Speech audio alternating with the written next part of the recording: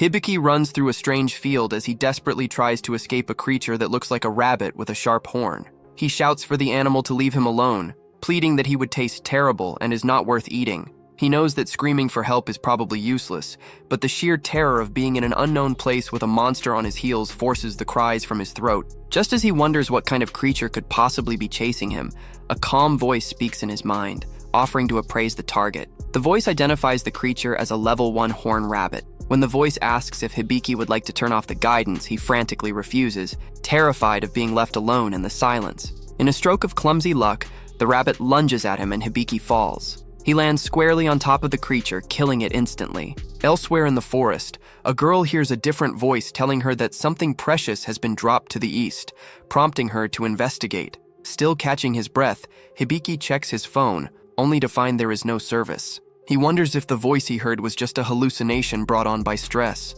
He looks at the dead rabbit and considers eating it because he is hungry, but he realizes he has no way to start a fire and doesn't even know if the meat is safe. The voice speaks again, confirming the meat is edible and would be excellent for a stew. Hibiki decides to take the carcass with him, even though he is uncomfortable touching a dead animal. He begins to test the voice by asking questions. When he asks about his bag, the voice explains it is made of materials that do not exist in this world. When he asks about the sky, the voice says there is no target to appraise. However, when he asks about the ground, the voice warns him that he is standing on a maze eater, a level 273 monster. Terrified that something is in the earth beneath him, Hibiki decides to appraise himself. A screen appears, showing his name and his age of 16. It lists his race as human and his job as an appraiser, though it curiously adds the word provisional in parentheses. He is only level 1. The voice identifies itself as his status support and explains that it cannot answer personal questions. Hibiki tries to activate a skill called Expert Eye, but nothing happens. When he tries to start a tutorial, the voice informs him it is already running. Finally, he activates a world map skill. Instead of a traditional map, it shows a line tracing his path, revealing that he has spent the entire day walking in circles. After walking until his legs ache, Hibiki finally finds a stone road. He is relieved to be out of the grasslands, but the voice suddenly informs him that he has gained the title of castaway in an isekai. Before he can process that, a vicious monster lunges at him. Before it can strike, a well-aimed arrow pierces the beast, killing it instantly. Hibiki looks up to see a girl standing on a nearby rock. The voice initiates a translation skill, allowing him to understand her language. The girl, Amalia, checks to see if he is injured. Hibiki is struck by her appearance and realizes she is an elf. He mistakenly thinks she is a very dedicated cosplayer until she expresses confusion at the word. She asks what he was doing in the Maze Eater's grassland,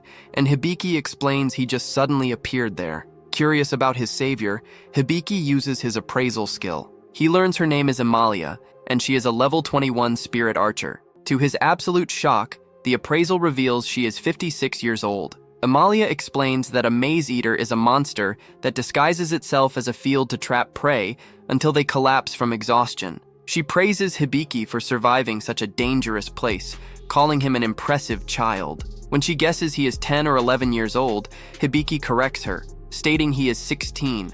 Amalia is stunned, unable to believe that someone so small could be considered an adult. That night, they cook the rabbit meat over a fire. Amalia apologizes for misjudging his age, noting that in this world, people are considered adults at 15. Hibiki tells her he comes from a place called Japan, a name she does not recognize. He realizes with a heavy heart that he really is in another world. Amalia promises to take him to a nearby city so he won't be alone. As they prepare to sleep, Amalia casts a protective spell called Air Alarm. She watches Hibiki, noting his strange clothes and trusting nature, wondering if he truly is the precious thing the spirit spoke of. While he sleeps, Hibiki dreams of his old life. He remembers his friends Amane, Kyoko, and Taiki. They teased him about his height and how older women always seemed to give him extra treats at shops. He remembers it was the last day of school before summer break when a bright light flashed and a voice welcomed him to another world. He wakes up to find his phone battery at 12%. He notices green dots floating in the air,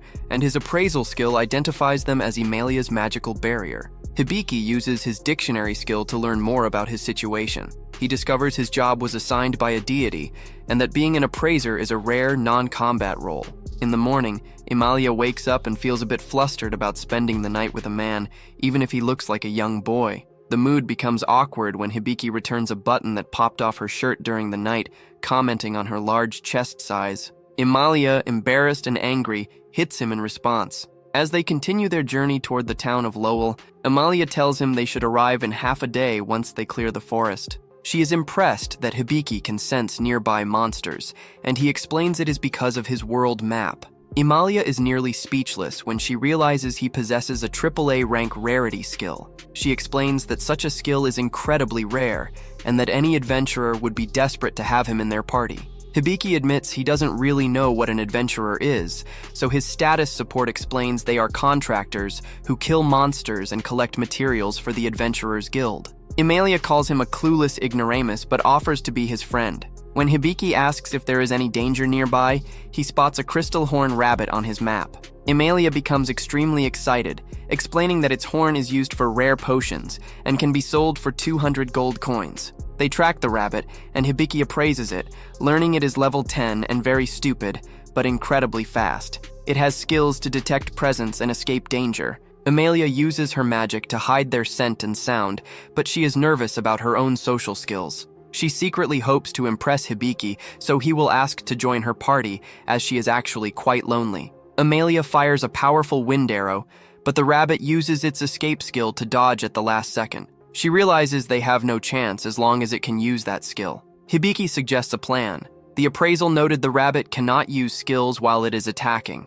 He offers to act as bait to draw the rabbit out. Despite the danger, the plan works perfectly. The rabbit attacks Hibiki, leaving itself vulnerable, and Emalia kills it. The voice informs Hibiki that his main level, job level, and appraisal skill have all increased. Emalia is proud of their teamwork, noting that he used his head to make up for his lack of combat power. Meanwhile, a blonde god watches from a white void, noting that Hibiki has cleared the tutorial phase of his new life. In another part of the world, a girl completes her registration at an adventurer's guild, preparing to set out on a search for something specific. With the tutorial phase of his new life concluded, Hibiki and Emalia soon arrive at the gates of Rowell. Emalia looks at Hibiki's modern school attire and notes that his clothes are far too conspicuous for this world. To help him blend in, she lends him a long cloak. Though the garment is a bit too long for his small stature, she tells him it will serve its purpose for now. She explains that they should use the money from selling the crystal rabbit horn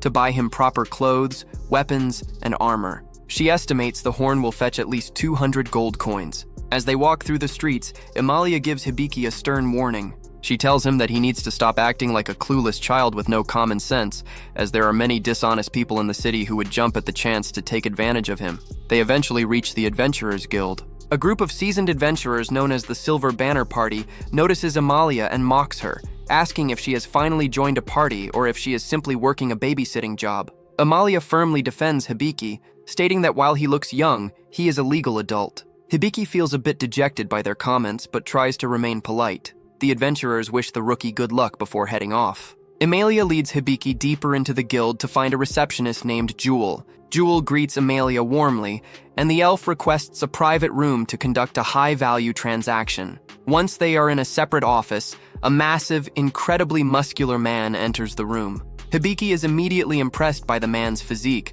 calling him amazing and super ripped. The man introduces himself as Deliard, the guild master of Rowell. He is flattered by Hibiki's admiration and explains that his body is the result of years of tireless effort. Hibiki laments his own small frame, mentioning that no matter how much he trains, he never seems to gain muscle. Deliard offers him genuine fitness advice, suggesting that he focus on his upper back muscles to create a bulkier appearance. The light-hearted moment is interrupted when Jewel and Emalia use water magic to snap the men back to attention. As the water splashes over them, Hibiki's status support updates his technical grimoire with the spells for creating water and cold water. Jewel, who is also the Vice Guild Master, asks to see the item they wish to sell. Emalia produces the large crystal horn, which causes Deliard to gasp. He notes that it is even larger than a horn Emalia sold 3 years prior. He offers her 400 gold coins, a price Hibiki thinks is fantastic since it is double what Emalia predicted. However, Emalia's personality shifts into that of a fierce negotiator. She calls the offer an insult, pointing out that this horn is 3 times the size of the previous one. She demands 800 gold coins. Hibiki is confused by the aggressive math, but he watches as Deliard and Amalia haggle back and forth. Amalia threatens to take the horn to the capital for a better price, forcing Deliard to cave and offer an even 700 gold coins. After the deal is finalized, Jewel scolds Deliard for going over their budget, telling him his salary will be docked to cover the difference. Amalia is overjoyed by the profit, privately hoping that Hibiki will now ask her to form a permanent party. Her excitement is so great that a button on her shirt pops off for the second time. Jewel quickly ushers the men out of the room so she can help Amalia with her wardrobe and the paperwork. While waiting outside, Hibiki sits at a table and hears his status support announce that his inherent skill, Tutorial Level 1, has reached its level up requirements. The voice explains that the tutorial is a skill given by a god to those with low survival rates to help them learn the knowledge necessary to stay alive. Hibiki is grateful and offers his thanks to the deity. Suddenly, a new male voice speaks directly into his mind. It is the blonde god in the white void we saw earlier. The god tells Hibiki to keep up the reverence, but warns that he cannot intervene all the time. He tells Hibiki that while he will help where he can, Hibiki is ultimately responsible for his own survival. With the level up complete, the voice of the god fades, and the status support informs Hibiki that the direct guidance support has ended. Amalia returns to Hibiki, but at that moment, a receptionist hands her a designated quest from her hometown that she cannot refuse. She tells Hibiki that she has to leave the city immediately for the Elven Kingdom and cannot take him with her. Hibiki realizes that the guide he was meant to lose was actually Amalia herself. Meanwhile, in a dark dungeon, the girl named Yvel searches for something she cannot find. She decides it is time to change locations and head somewhere new. Back in the city, Amalia is worried about leaving Hibiki behind. Hibiki puts on a brave face and tells her not to worry, explaining that she has already done so much for him, and he doesn't want to be a burden.